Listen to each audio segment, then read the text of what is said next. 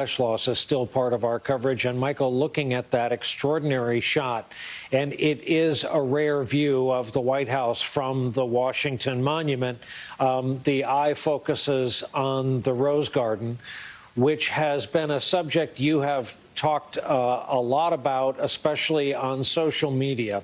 Once and for all, what did the now departed First Lady do to the Rose Garden? How would it physically, to those of us who are casual viewers or visitors, how would it look different than perhaps this time a year ago? Well, for everyone, I was just thinking about that myself, Brian. Looking at the White House Rose Garden on our screen, it's just to the sort of middle left near the colonnade where you see some people walking right now. And in 1962, Jacqueline Kennedy got her friend Bunny Mellon to advise her on how to turn the White House Rose Garden into something lush that looked like something that you might find in a place in Virginia or Maryland. And there were crabapple trees, and there were beautiful flowers, and it was lush. And you didn't see this colonnade that we can see right now with those 6 pillars, which have a little bit of the look of Eastern Europe without some softening vegetation. And the result was that the Kennedys transformed the White House Rose Garden into something that has given every single family that's occupied the White House up until the Trumps great pleasure. There were ceremonies held there. Richard Nixon strolled there in his last days in August of 1974 before resigning. He had his daughter Tricia had her wedding there because it was so beautiful. And in preparation for the Republican convention last summer, the Trumps, I can only use the word eviscerated. The trees were removed. The vegetation was cut back. Stone walkways were put in, as you can see all around the edge of this thing, so that it looks a little bit like a parking lot.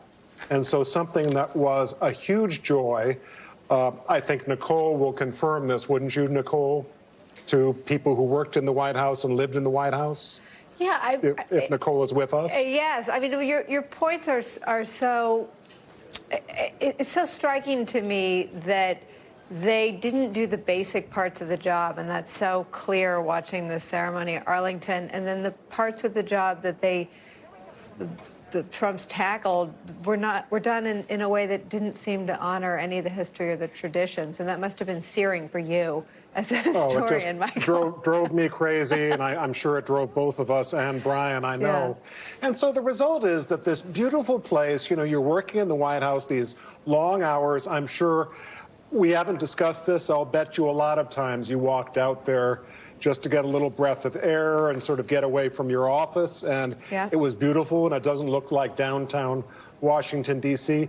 That was all taken away. And the reason it was taken away was the Republican convention was coming up. They wanted to have a speech by the president in the Rose Garden, and they wanted to be able to have a TV shot of him walking with the First Lady along that colonnade without the trees being in the way. So the result was the trees were yanked out.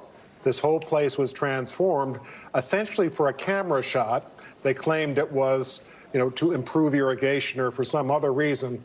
But the result is that here is something that is not the most important thing the Bidens have to do, but I sure do hope that they will, at the earliest convenient opportunity, transform the Rose Garden into the way it's supposed to look and has since 1962, with all that history. And Michael, I'm also reminded during the pandemic, the First Lady supervised the construction of the new tennis pavilion that shows another kind of unique angle of tone deafness.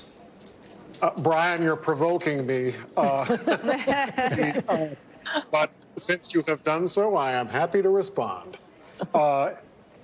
In March of 2020, we all remember, tragically, was the first month that the pandemic really accelerated. Everyone observed it in their own way.